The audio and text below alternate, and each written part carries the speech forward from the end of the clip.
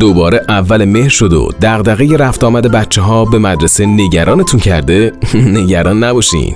با اپلیکیشن وانا سرویس خیالتون راحته. توی اپلیکیشن وانا سرویس پیمانکارای مورد تایید سازمان تاکسیرانی که چندین سال کارشون حفظ امنیت و راحتی دانش آموزان هستش، راننده هایی که مورد تاییدشون هستن رو وارد اپلیکیشن میکنن. حالا نوبت والدینه که با عضویت داخل اپلیکیشن و با انتخاب مدرسه و مشورت با پیمانکارهای معتمد از مشخصات ماشین و راننده مطلع بشن. در وهله سوم مدرسه با استفاده از پنل خودش در اپلیکیشن به همه فرآیندها نظارت داره و فعالیت‌های راننده و دانش آموزها رو میتونه پایش کنه. الان دیگه اپلیکیشن آماده استفاده است. علاوه بر موارد بالا، در اپلیکیشن وانا سرویس میتونید توی هر لحظه ببینید سرویس فرزند دلبندتون کجاست یا خیلی راحت مبدا یا مقصد رو عوض کنی و حتی اگر به هر دلیلی دانش آموز نمیتونه به مدرسه بره، هم به مدرسه و هم به راننده اطلاع بدی و همچنین تمامی فعالیت‌های سوار شدن، پیاده شدن،